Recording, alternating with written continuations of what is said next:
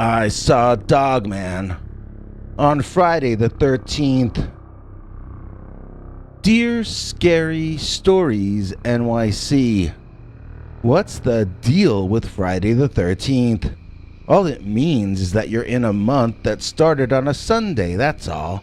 And yet, even if you try not to believe in it, Friday the 13th turns out to be Friday the 13th, often enough that we still, most of us, have a big problem with that day.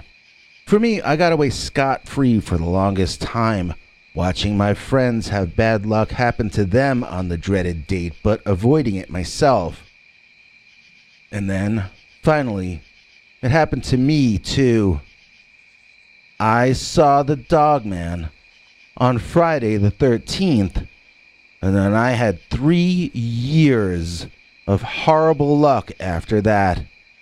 Here's the story exactly how I remember it happening to me personally. Some say that the Mothman in West Virginia was a harbinger of doom, foretelling the collapse of the Silver Bridge back in the late 1960s. Well, then Dogman must be my personal harbinger, because my life took a weird turn into Nowheresville, USA, after my worst Friday the 13th so far. I had thought that my luck was finally taking a turn for the better when I got offered twice my normal pay to deliver a bunch of boxes to some location the next state over. I can't say where this story took place, you'll understand why in a few minutes. It was a Friday the 13th back X number of years ago when I was still young, happy, and naive. I jumped in their van, which they had already loaded in the back for me, and I took off for the spot they had indicated on the map. It was a paper map they gave me, although their van did have a primitive GPS in it even back then. This place was over a bridge, then a long drive into the country, like a 2.5 hour long drive. It was nothing but forest and forest as far as you could see. I felt like I was in ancient times or an amusement park ride, like VR, you know? As though I were coming from the future and driving down a narrow 2-lane highway through the ancient primeval earth. A Ray Bradbury kind of thing. As long as I drove on the road, I was safe. But, if I ran over a butterfly, then the future would get even worse than it is already, or something like that. Sometimes on bright days or very clear nights, I can get that same feeling when I drive over very large bridges. It feels incredible, like something you would wait online to experience, even though you're only there because you're trying to get from one place to another. I was once on the subway in New York City when the train broke down and we had a crazy person locked in the car with us. My friend I was with was panicked, but I was like, this is better than the best haunted house ride ever. And twice as scary. I guess it's my automatic defense so that I don't panic in times of stress. Or maybe, to be completely honest, I must have known deep down that I wasn't going to get hurt any of those times. The reason I'm saying that is because when I had my confrontation with the Dogman, I did not feel like I was on an amusement park ride.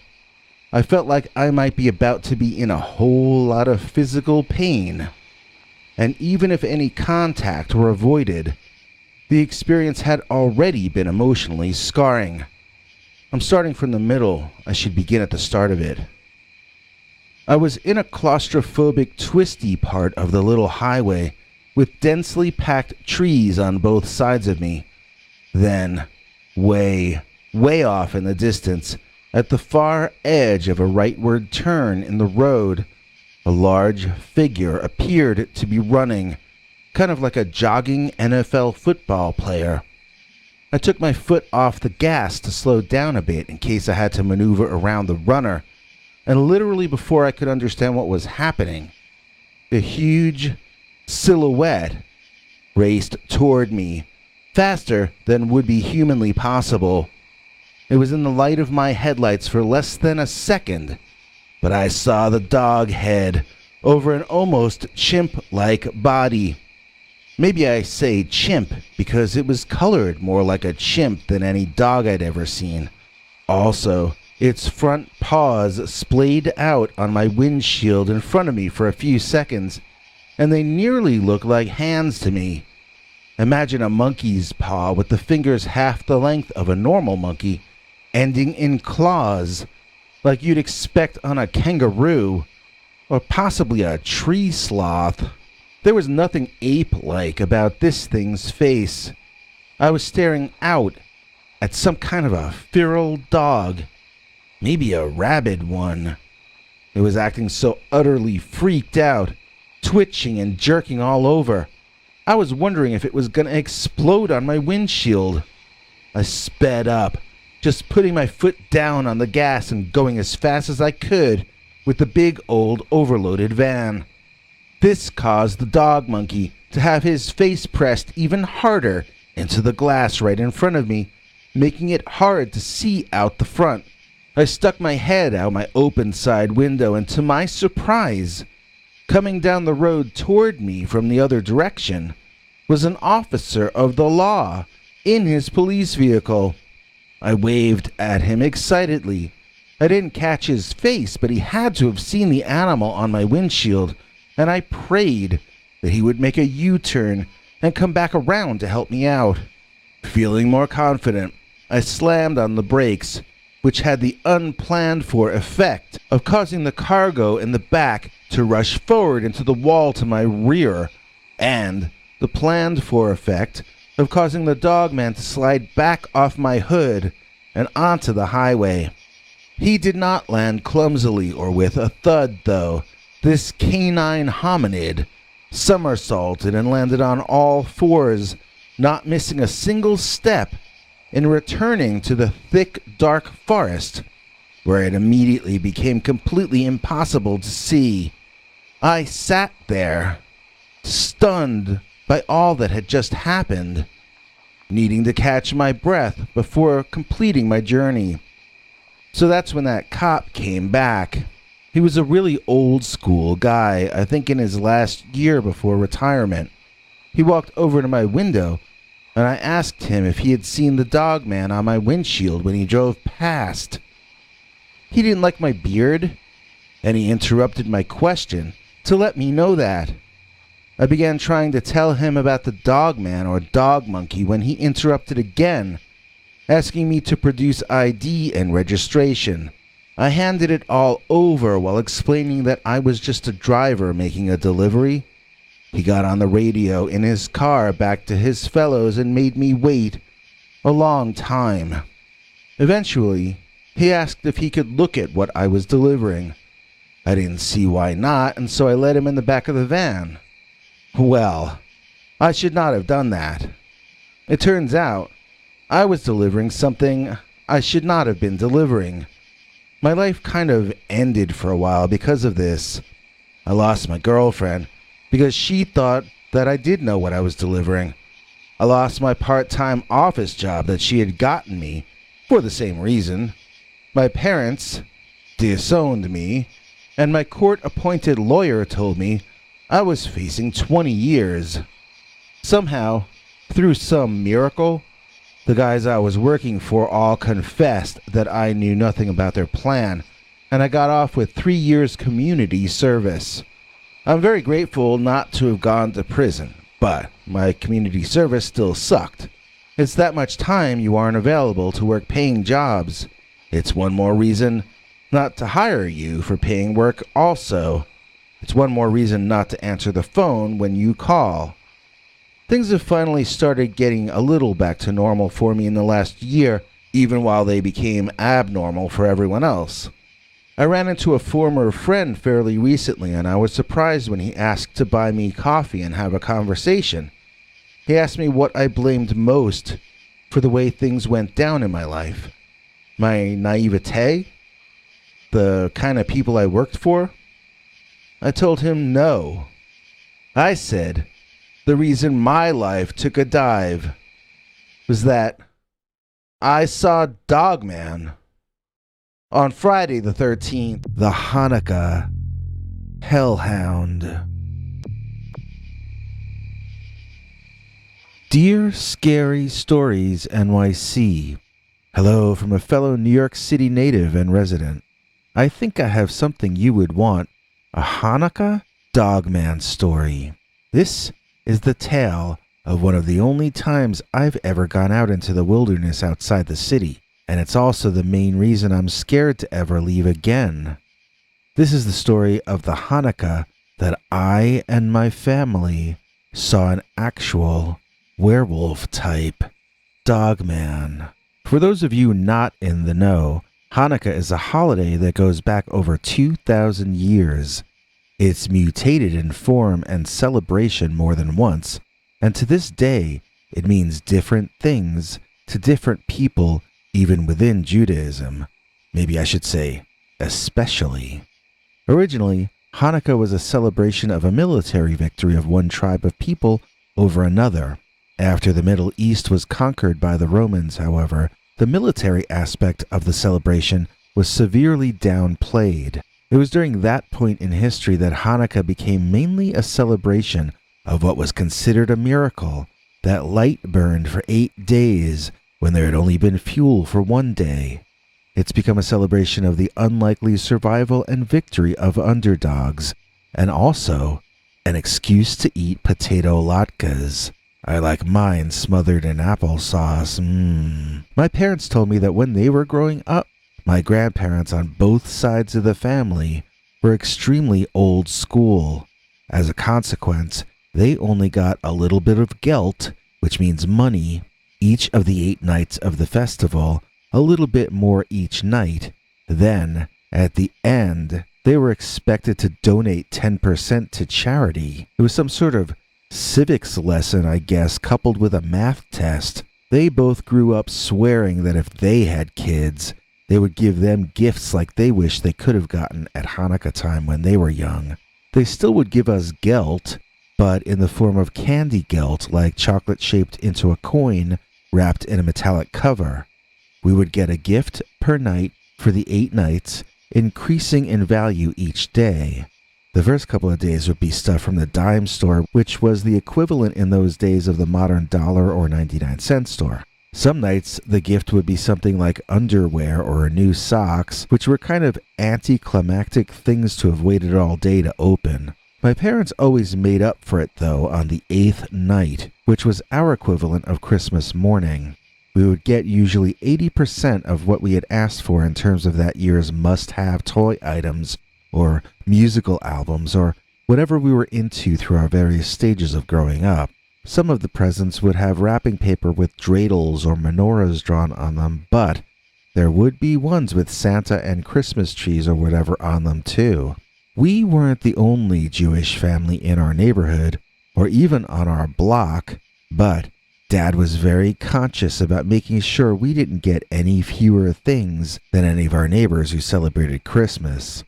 He wanted us to be proud of who we were and what was unique about ourselves, but he also wanted desperately for us to fit in with others around us and be accepted as normal and similar by our neighbors.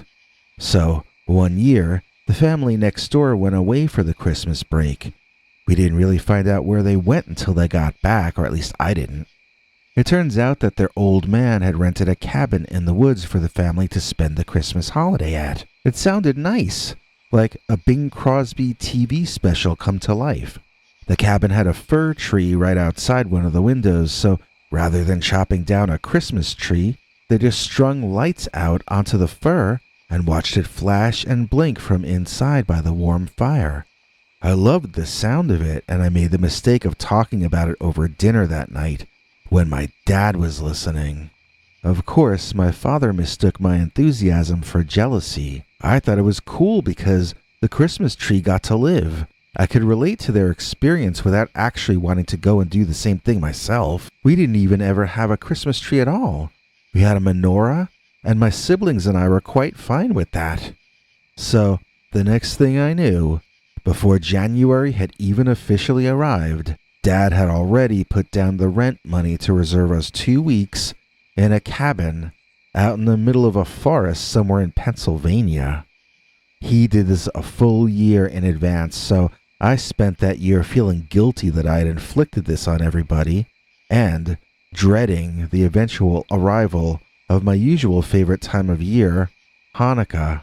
This action by Dad, in all of our opinions, was taking the keeping up with the Joneses stuff a little too far.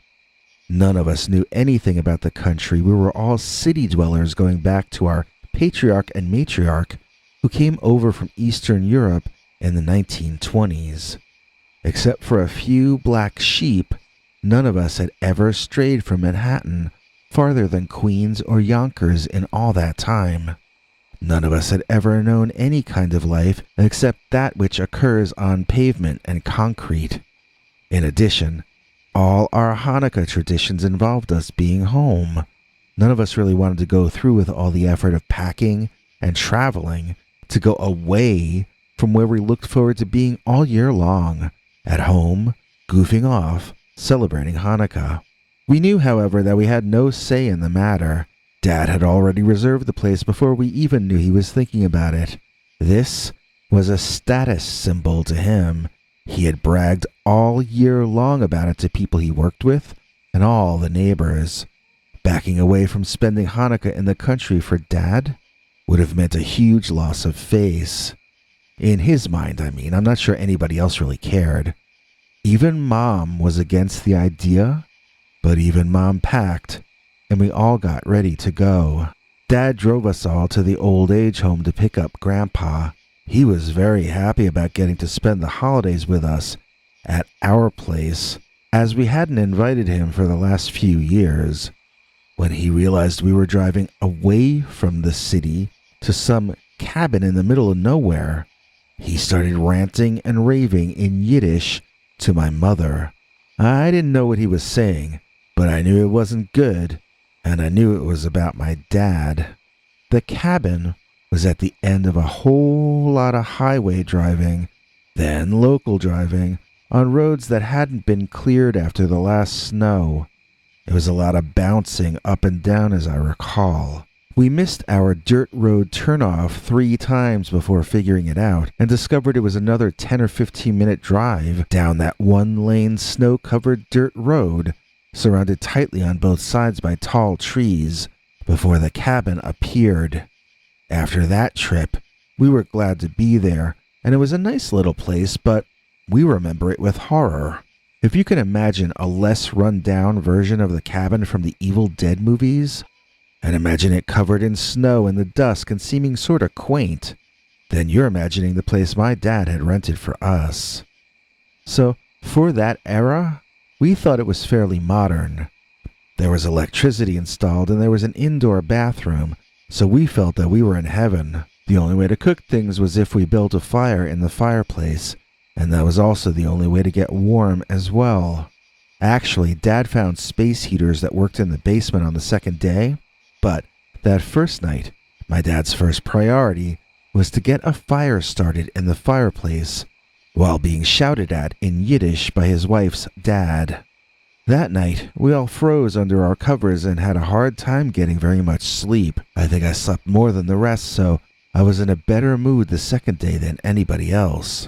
Over breakfast, my youngest brother kept talking about seeing a wolf man outside his window. I was sleeping in his room, so that meant he saw it outside my window as well. Let's call him Jerry, which is not his real name. Nobody believed Jerry. They all still thought he was a little kid. I must have spent more time with him than the others because I knew Jerry did not make stuff up. If anything, he was over-literal about things. He was the most specific person I've ever known. Now that he's old like me, he's known for these very qualities I'm trying to describe.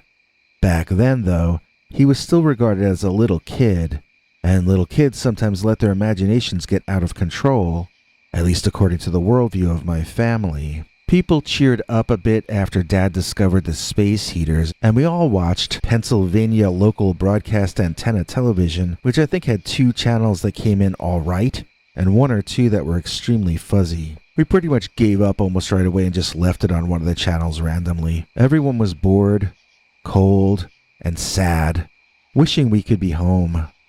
As the sun went down and it started to get dark outside, I saw Jerry begin to become increasingly agitated. He wouldn't be scared and fidgeting If he had imagined the Wolfman the night before, he was old enough and smart enough to understand the difference between imagination and reality. I started to become as worried as he was. Rather than watching the boring television, our eyes were darting around, looking out the cabin windows, watching carefully to see if there was anything out there that shouldn't be. Jerry said a prayer before dinner asking God to protect his family from the Wolfman that night, and Dad yelled at him. Then, Grandpa started ranting loudly in Yiddish again and a full intra-family argument began. I ducked under all of them and got myself more potato latkes. I'm not one for arguing. When I'm stressed out, I just overeat. So, that night, Jerry and I had a lot of trouble sleeping because of what had happened the night before. I suggested to him that the Wolfman wasn't really a danger to us unless he came inside the house. As long as he stayed outside, it didn't really matter if he was there or not. That sort of made sense to Jerry, so I went on. Why don't we just make certain all the windows in our room are locked, then close the curtains on each of them so we can't see out. Then if the dogman's there, we won't have to know, and we can get a good night of sleep.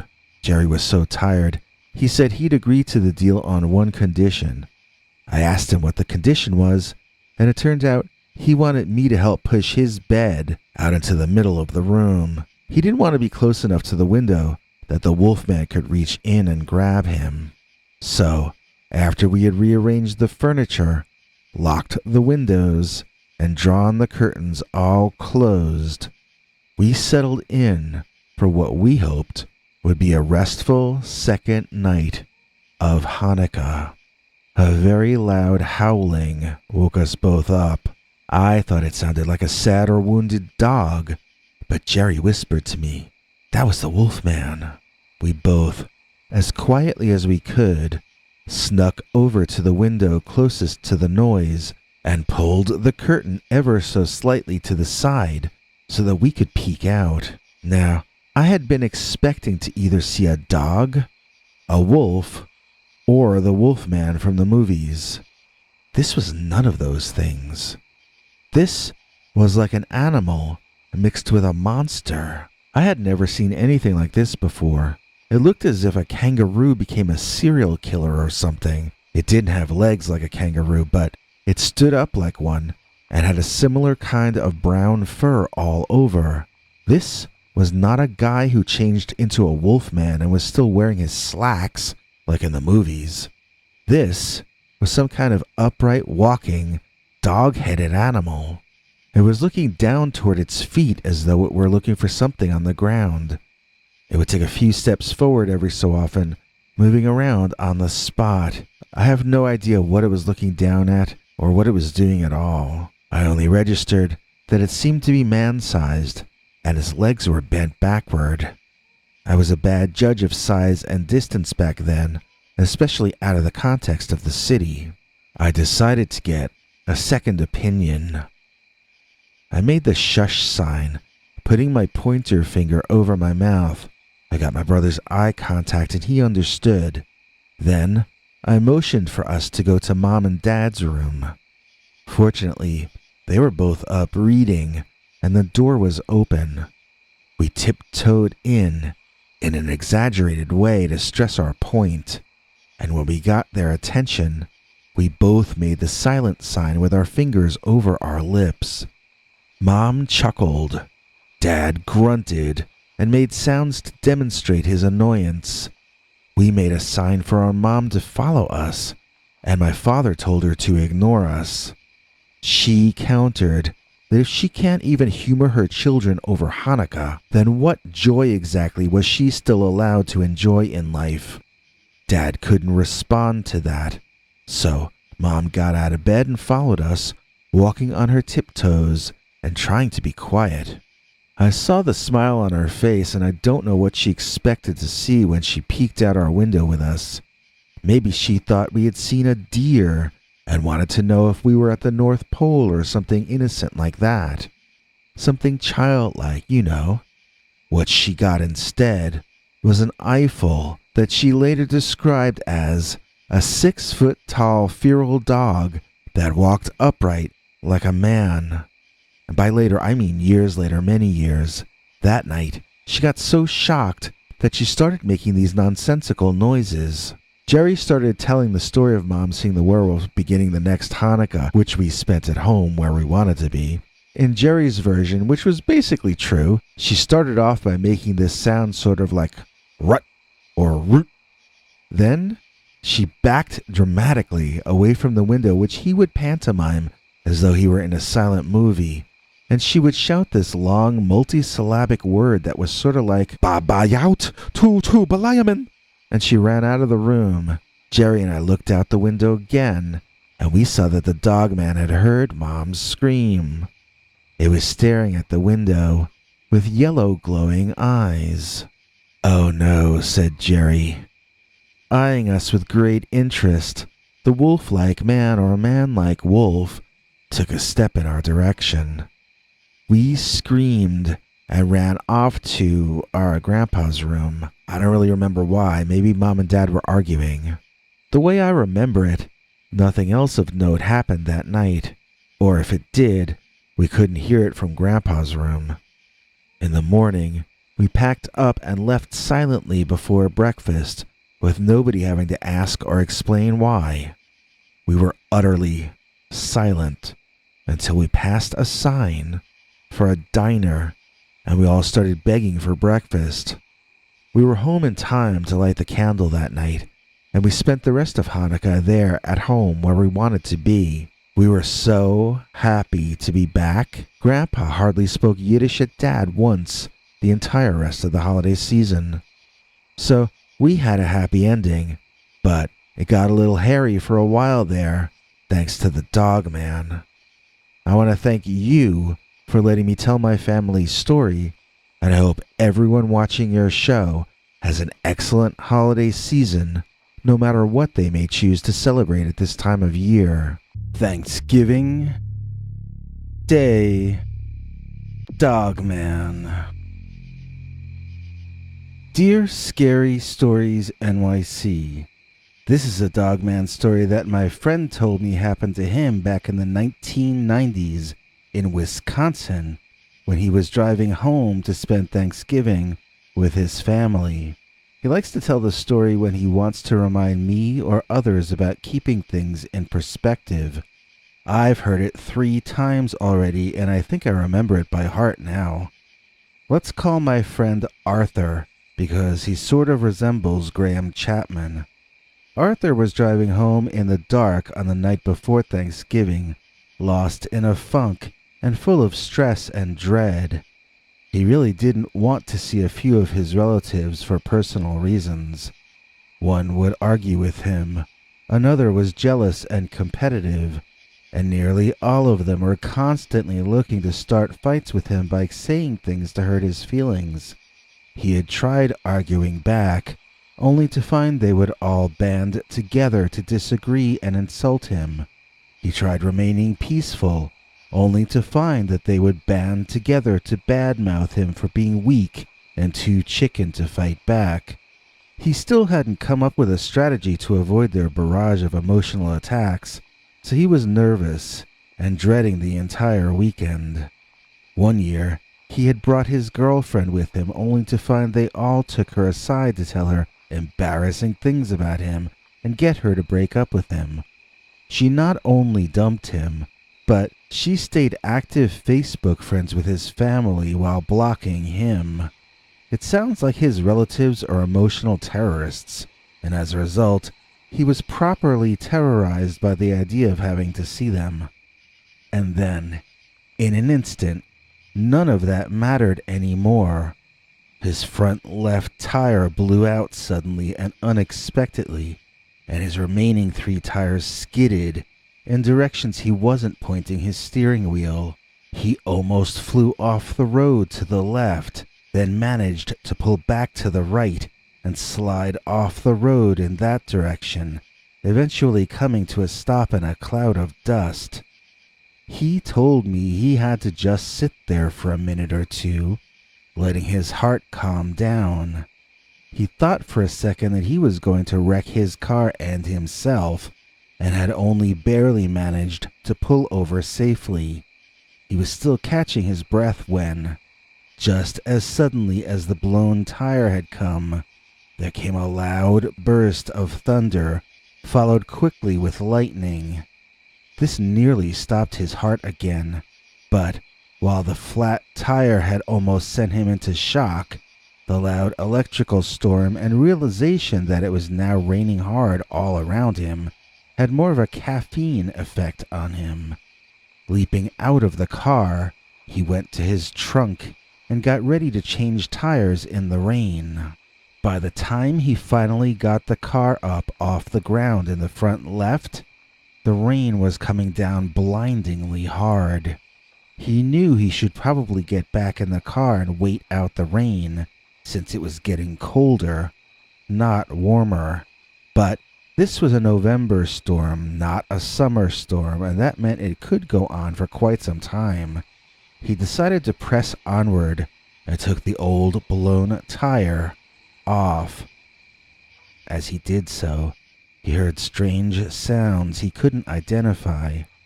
He wasn't sure if he had made the sounds himself when he dropped the tire to the ground, or if it might be the sound of rain hitting something out of his view. Maybe rain filling up and spilling over somewhere. He hadn't thought it might be someone else walking around, since he wasn't really near anything or any place. The forest-lined country road was lonely, and he was the only one on it for as far as the eye could see in either direction. Rather than pausing to investigate, he began attaching his spare tire. Noises continued as he worked as quickly as he could. He sneezed and knew he was drenched. This car had a decent heater, which he hoped would be enough to dry him off and prevent a cold or fever from coming on. Having to see his family while ill seemed an even worse fate than anything else he could imagine, and he mentally re-entered his internal stress over his relations. Pitying himself and hanging his head low, my pre-defeated friend finished with the jack and put his equipment away, slamming the trunk of the car. That is when he first saw it. Without the open car trunk blocking his view, Arthur could now see that he had an audience observing him. He told me every hair on his body stood on end, and he realized there was some kind of humanoid bear with a dog head standing right there at the edge of the wood line, up on its hind legs, watching him intently. This was the third shock in a row for Arthur, so he was having a rough day, but I guess you might say he was beginning to get used to it. Rather than panic, he mentally calculated how long it would take him to run to his driver's seat door and jump inside the car, versus how long it would take that bear-like dog to drop to all fours and race him there. Arthur wasn't sure he could win, so he tried to slowly move toward the door as calmly as he could instead. After he took about 3 casual steps, making certain not to make eye contact with the monster, his plan appeared to be working. But about when Arthur had taken 4 or 5 slide steps toward his goal, the creature became curious and started walking toward him on his hind legs. At this point, I have to stop comparing it with a bear, even though I know bears can walk on their hind legs. This, according to my friend, did not walk like a bear. They sort of almost waddle. They are bears, not humans after all. This, on the other hand, walked just the same as you or I would.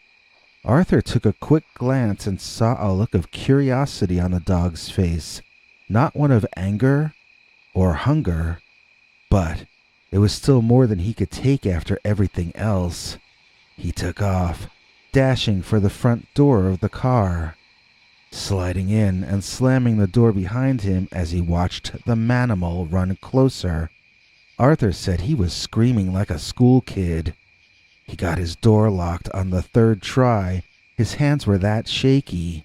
The dogman ran to his car door and began banging on it, which caused Arthur to temporarily freak out in utter fear. By the third time I had heard this retelling, I started kidding him about this part. I made fun of him for not being very brave, and he caught my eyes in a gaze that instantly made me regret I had said that. He asked me how brave I would be when out of nowhere, this thing that looked like some kind of wolf-headed monster man walked out of a lightning storm and came over to your car, banging on it like he was trying to get inside. It's not just the out-of-nowhere realization that you were in very grave mortal danger, but the combination of that with the fact that what was trying to get in and attack you was something that did not and could not possibly exist. You aren't only afraid for your life, you're simultaneously wondering if you've lost your sanity.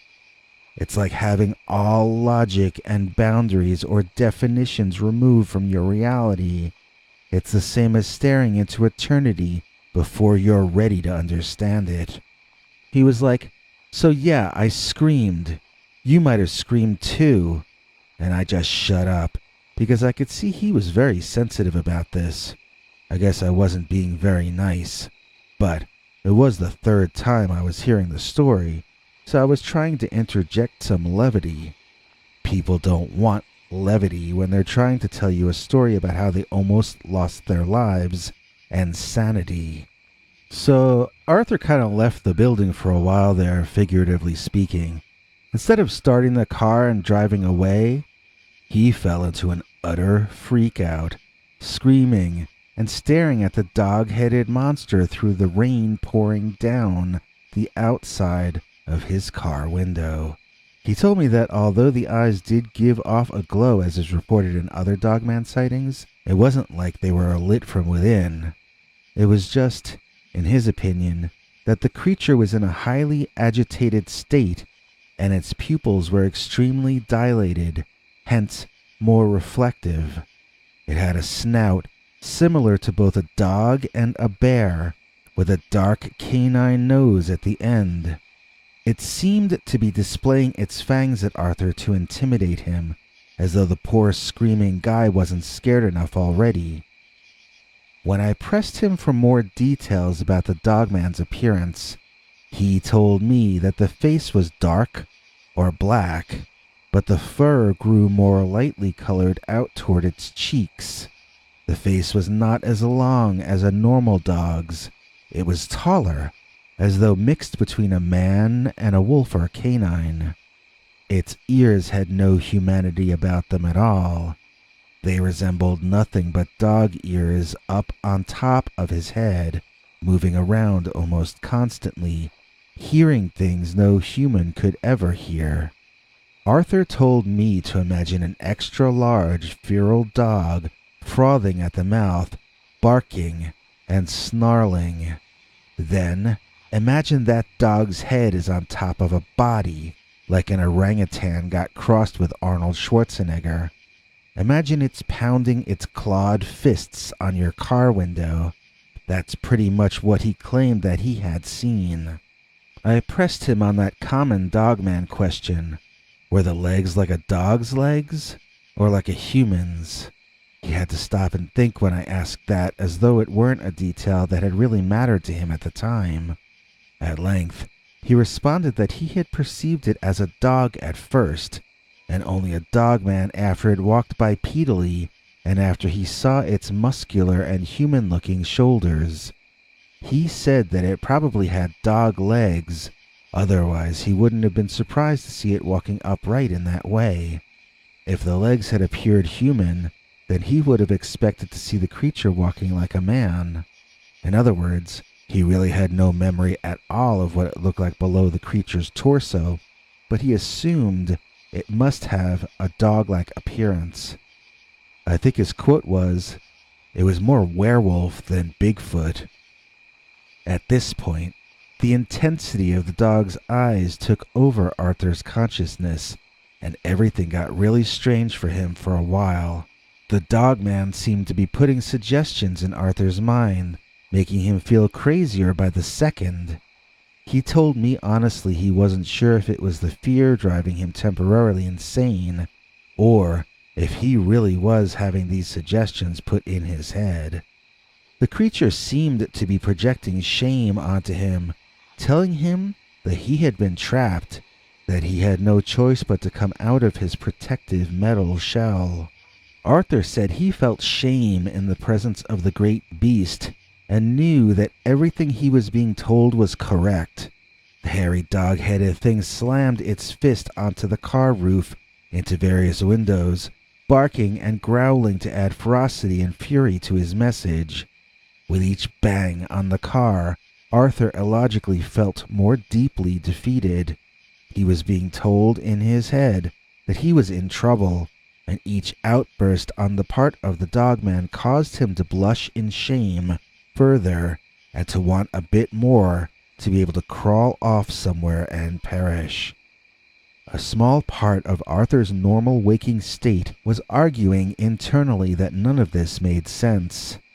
Other aspects of Arthur's fractured mind agreed to launch an investigation into what was logical or not. This caused a deeper confusion, and Arthur was no longer aware of the meaning of any external stimuli, not even the dogman banging fiercely on the outside of his automobile. He was probably about to black out when the dogman began rocking the car back and forth, trying to get Arthur to come out and surrender to him. The movement had roused him from his near slumber, and Arthur began to look around for the source of the disturbance. He could see it, toward the back and the side of the vehicle. It was a hairy man or ape body, and Arthur gasped in shock. Now he could remember. That wasn't an ape. It was a dog. He was beginning to remember again. From the angle he was sitting at, he could see the upper torso and the arms of the dogman pushing on the car. He could no longer see the animal man's eyes, and he felt that was helping him regain his senses. He was sitting there, yawning, trying to wake up, not completely certain he wasn't still having that one last weird dream before waking up. He told me about the recurring dreams he had. They involved being in his car and finding out that huge roaches were coming up out of the floorboards, crawling up his pant legs. It always sounded like pouring rain, the sound of the roaches pouring up into the car from below. So, at that point, with the dogman rocking his car, the rain pouring down outside, he still didn't think to start the engine. He was so delirious that he started to look down on himself and the floor of the car, half expecting to see giant water bug-sized cockroaches scrambling around. A loud cracking sound woke Arthur from his reverie, and he saw that there were no nightmare bugs. There was a nightmare storm outside, and there was a nightmare monster behind. The dogman had swung some hard object into the back windshield and put a big crack in one side of it. That got Arthur's adrenaline flowing, and he finally began the process of turning the key to start the ignition. Over and over and over he tried. That was the main problem with that old car. It would run fine once it started, but it wasn't always going to start when you wanted it to, especially not in the pouring rain. While Arthur tried to start the old Ford, the dogman bounced over the roof of the car, landing in front and looking back inside.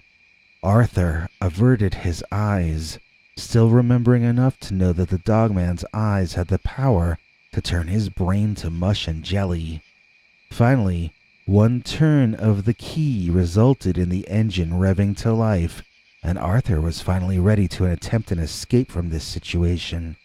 Putting the car in drive, he applied his foot to the pedal and discovered he was unable to move forward. Looking out the windshield, he could see why.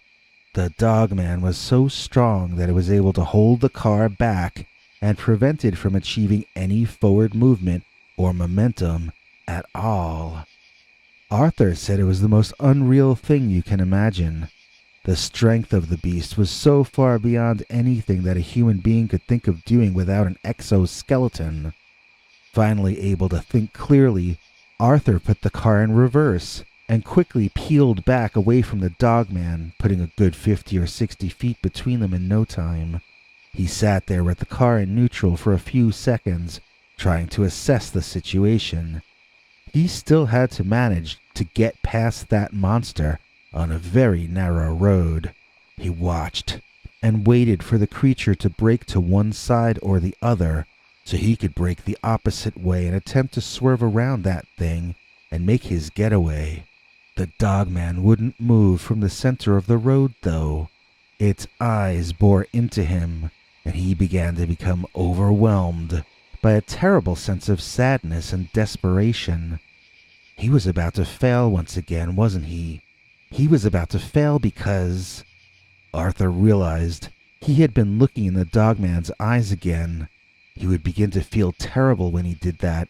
He would begin to doubt and even dislike himself when his eyes met those of the dogman. Closing his eyes, Arthur did what he told me was the single craziest thing he had ever done. With his eyes shut and completely blind, Arthur hit the gas pedal and held it down as hard as he could. In his mind, he saw the dogman in front, and he saw himself speeding toward it at an ever-increasing rate of speed. And then, at the last second, he saw that dogman dive out of the way to save itself. At that point, Arthur opened his eyes and began steering the car to avoid flying off the road. He needed to slow down to regain full control of the vehicle, and when he did that, he could see the dogman off in the distance, running after him. Still, even after all that, it kept coming after him. Arthur kept driving, keeping as close to the speed limit as he could, and he knew, somewhere back there, the dogman was still running after him. He sensed strongly that it wasn't finished yet, although he didn't know if that even made sense. By the time Arthur reached his family, he was clearly ill, sneezing, and muttering crazy stuff about a werewolf that tried to brainwash him that was going to be arriving later that night. They told him later that he was advising them to never look a werewolf in the eyes, and never let one in the house. So, that year, Arthur's family was relatively nice to him. He had discovered the secret of getting them to lay off, arrive with a very high fever, ranting deliriously all weekend. Works like a charm, apparently. Don't try this at home. So, no matter if you have to deal with a large family this weekend, or if you are spending Thanksgiving alone, please, for your own sake, try to find something that's going on in your life that you can be thankful for. No matter how bad you may think you've got it, there's always someone who has it worse than you do. It'll do you good to allow yourself to feel grateful, and you'll discover that a little gratitude may frighten away evil, demonic, vampiric beings, like the Thanksgiving Dogman. I saw Dogman. Battle of Horus. Dear Scary Stories NYC. I was visiting my friend who lives way out in the country in Pennsylvania. He has a lovely property surrounded by nature with a river running through his land. If you're quiet, you can hear cows mooing in the distance. It's nothing like where I live in the city. You can drive around and see cows and goats and chickens and horses, although my friend has no animals other than his cat. It was a very relaxing and fun 2 days I spent with him, but almost as soon as I left, I saw something I can't explain, and which severely changed my worldview.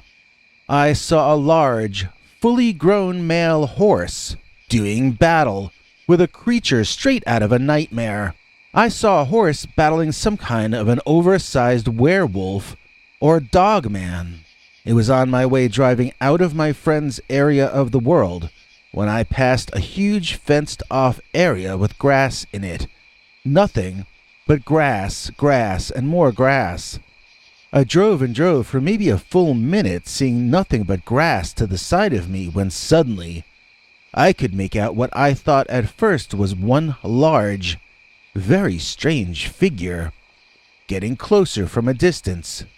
After a while, when I could see better what was going on, I was able to determine that it was in fact two creatures involved in some sort of interaction. Intrigued and curious, I slowed my car down and pulled up alongside the action, parking the car and getting out to try to see better. What I saw caused my blood to run cold in the middle of a warm day. There, out in the field, was a large, beautiful brown horse, whinnying and making all sorts of horse noises that a city boy like me had never heard before in his life. At first I thought the horse was dancing, but it was not dancing with this stranger. This horse was in terrible fright and attempting to scare off this large stranger. But what was the other animal? The horse turned and sprinted for a few seconds, putting some distance between the two figures, and then I could see the impossible truth right in front of my eyes.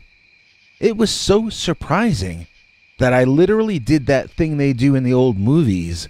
I rubbed my eyes and then looked again. By the time I did, the second figure had begun sprinting after the horse, and I could see clearly, right there in the midday sun, a man-like hairy beast chasing the horse.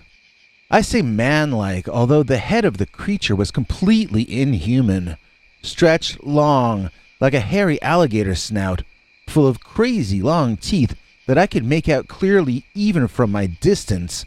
The animal's face more closely resembled that of an exotic canine than anything else I could compare it to.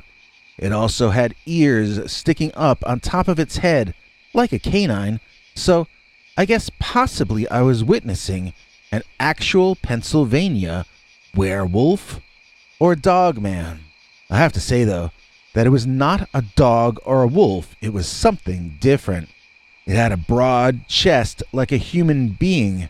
It had arms with claws like something out of a horror movie.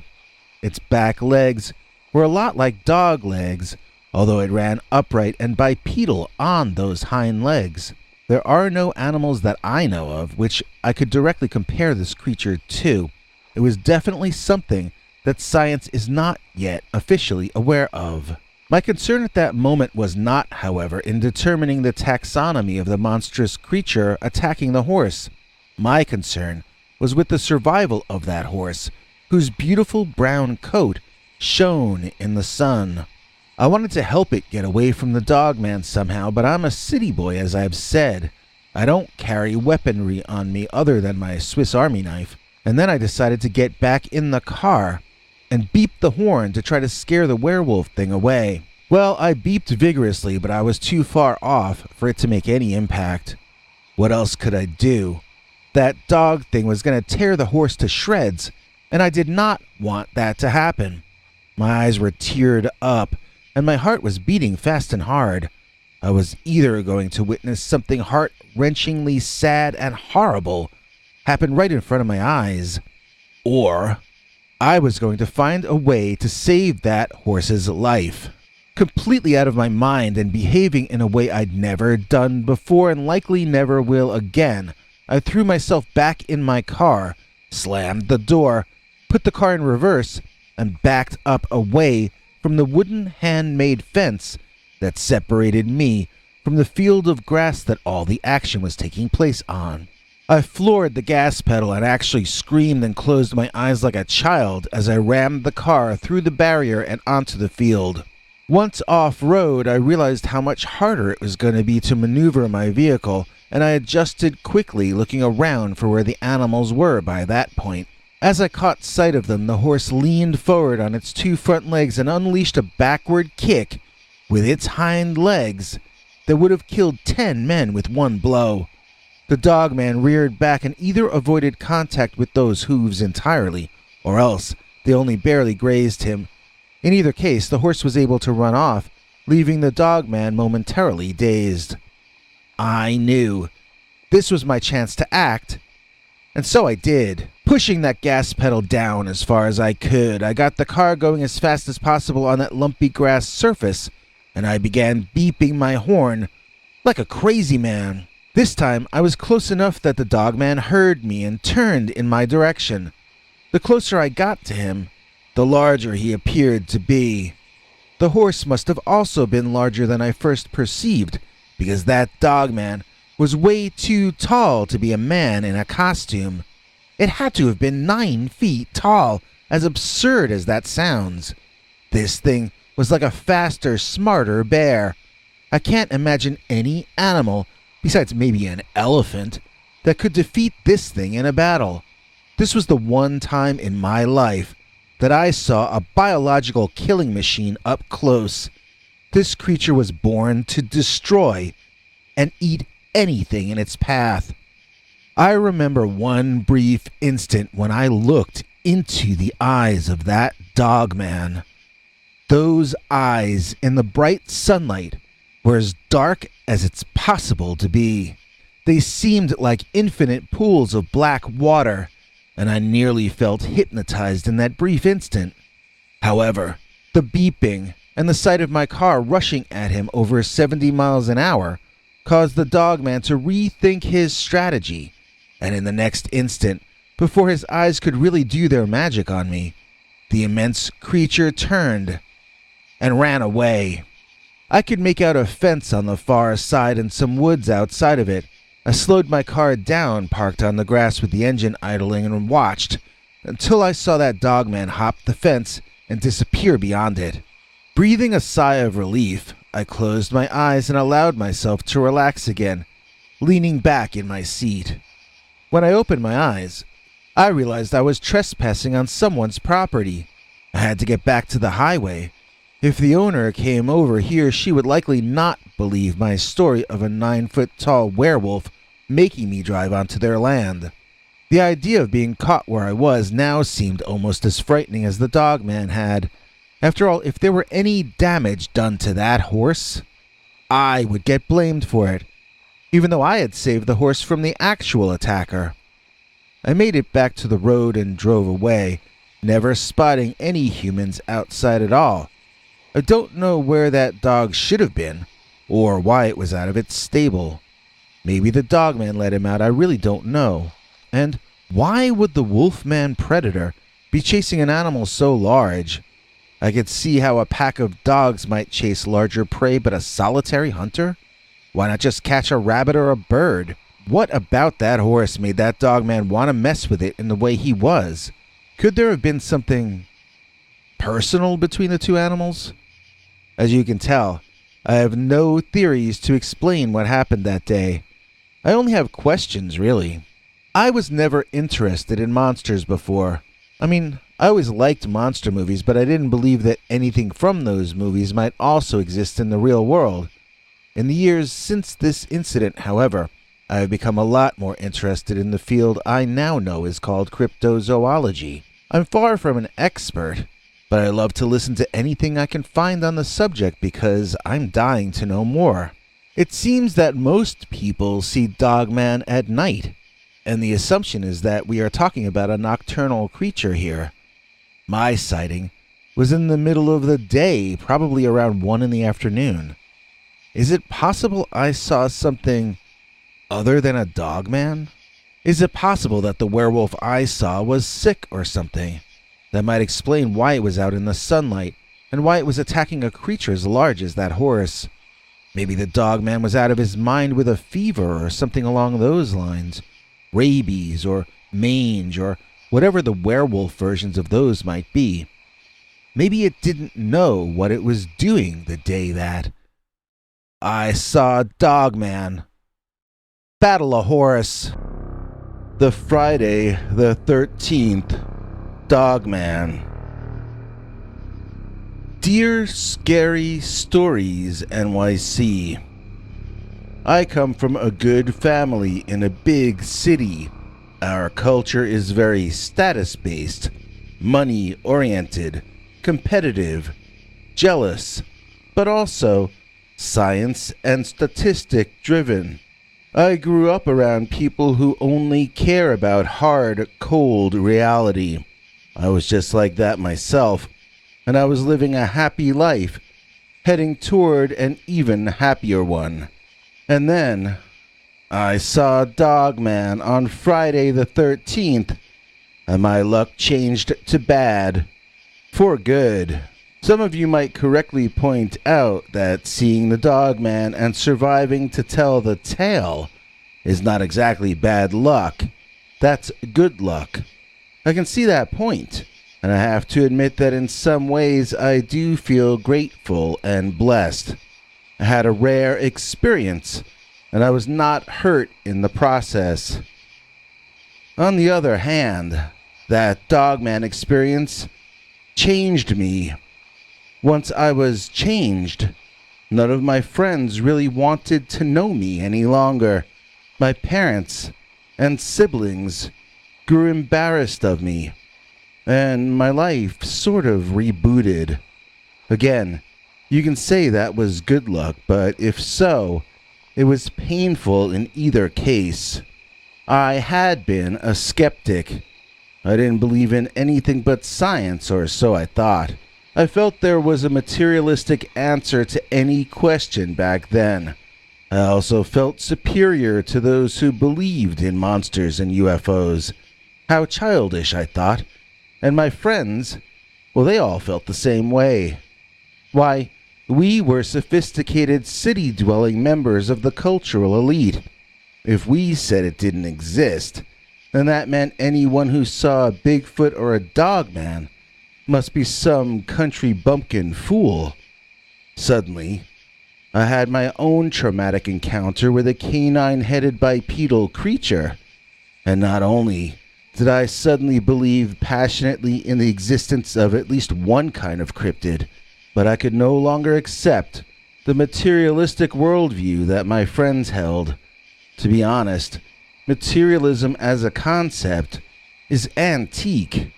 It isn't even scientific in the modern sense of the word, as we now know for a fact that matter itself does not really exist. It's just energy that isn't moving as fast, so it appears to us to be solid and material. The universe is energy and vibration. It's sound and light, but probably ultimately sound. Don't you think? No? Well, my friends didn't think so either. Suddenly, I was an idiot, and crazy on top of that. I went from being treated as a peer by some of the most successful people in the city to being regarded as more feeble-minded than their servants. And yes, these people think everyone is a pawn in their game. They see 99% of the world as entirely inconsequential, and they laugh about it amongst themselves.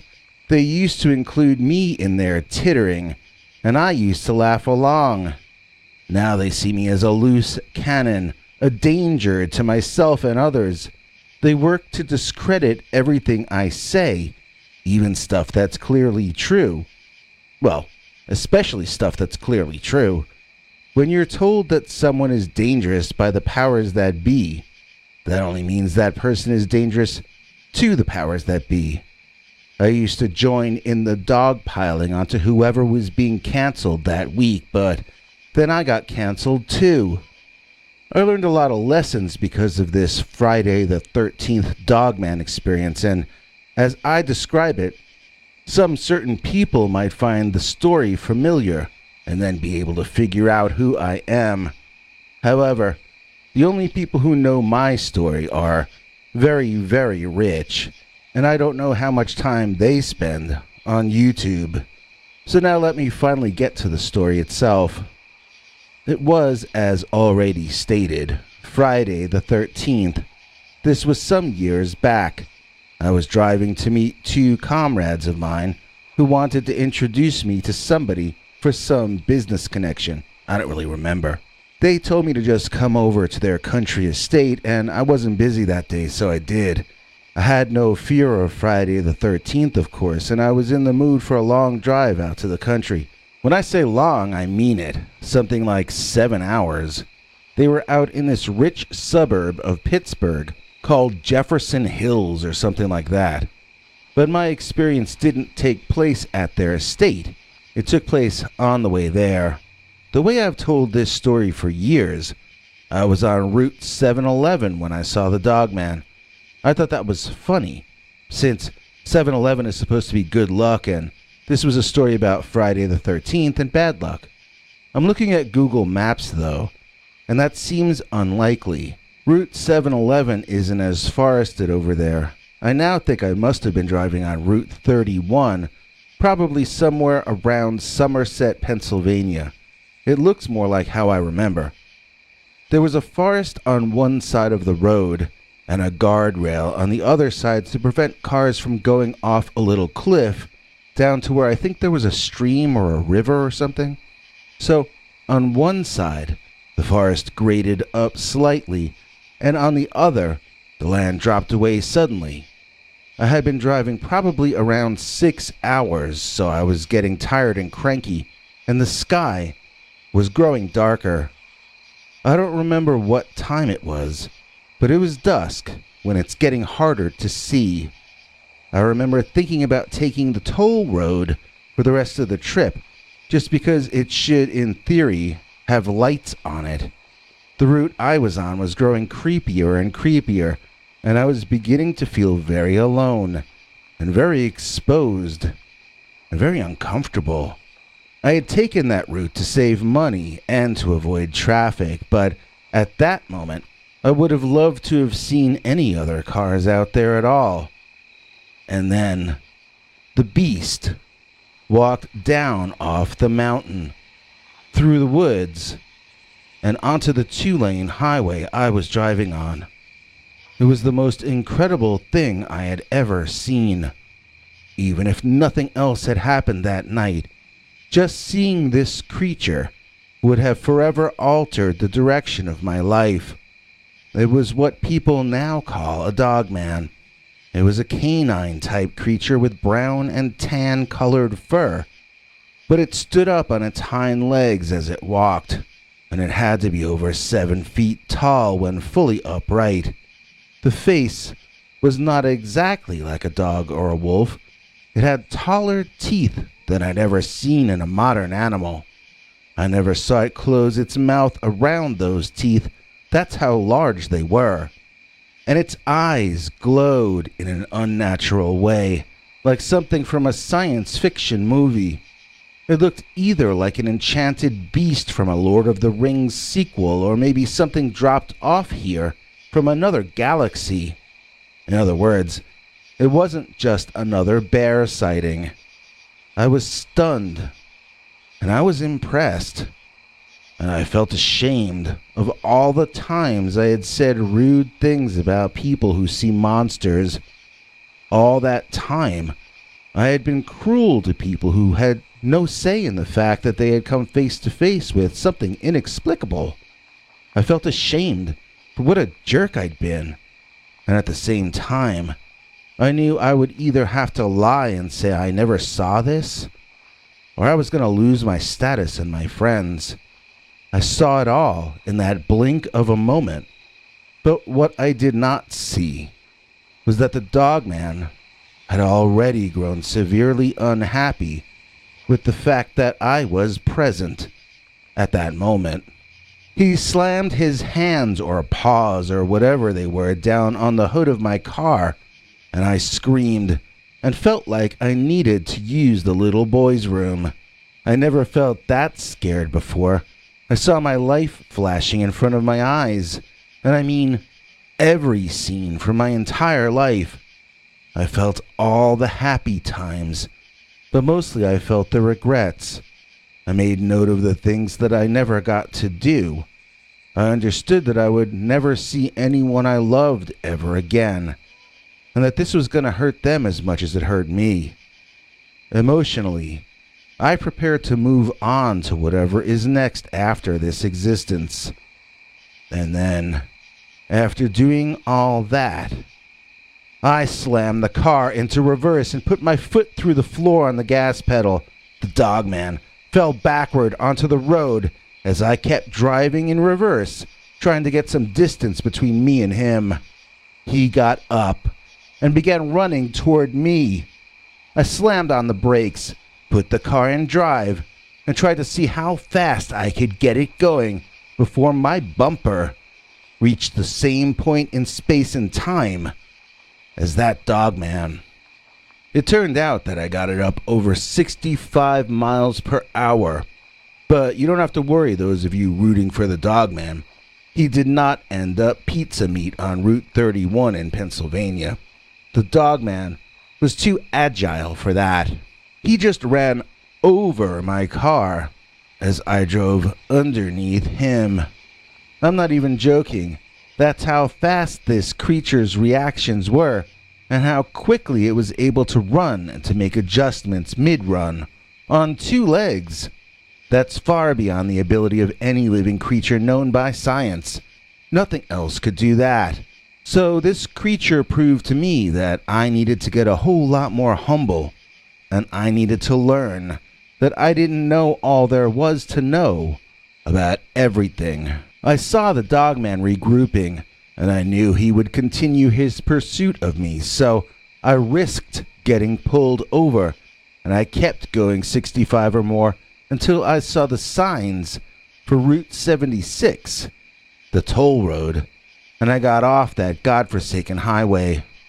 I was pretty shaken up that night, as the estate was located in the midst of a dark woods, and that was about the last place I wanted to be that night. I ended up not doing business with those 2 guys because they wouldn't cut me any slack for having had such a hard trip out there. It was the first time in my life I thought guys were acting too macho. I used to be the one that got labeled in that way, but I guess the dogman showed me that I'm not on top of the food chain. Ever since that night, I kind of don't like people who brag or act like big shots. If you think you're so big and bad, I say prove it. Go up face to face against the creature that I saw. I'd like to see you step into the ring with the Friday the 13th Dogman. Thanks, Biggie, and thanks to all of you for watching this far. If you liked it, please click like. If you'd like to see more of our work, please subscribe. And also click that bell icon if you'd like to be notified when we put out a new episode. To become an executive producer, you can donate to us through the thanks button under each of our videos, or through our paypal.me/PeterBernard209 page. To receive cool perks like secret uncensored Dogman episodes far too wild to ever run on this channel, you can become a YouTube channel member by clicking the join button, or join our PayPal subscribers club at peterbernard.com. Joining either at the $3 a month level or above gets you access to our over 25 hours of secret uncensored Dogman stories available nowhere else. Do you have a scary story about Dogman or some other kind of high strangeness that happened to you? Let us know by emailing us at scarystoriesnyc@gmail.com or by leaving us a voicemail message at 804-LA-SCARY. You may need to call back on that one. It cuts off after, I think, 3 minutes. And if you don't want to do any of that stuff, thank you for simply watching to the end. Good night, and have a scary tomorrow.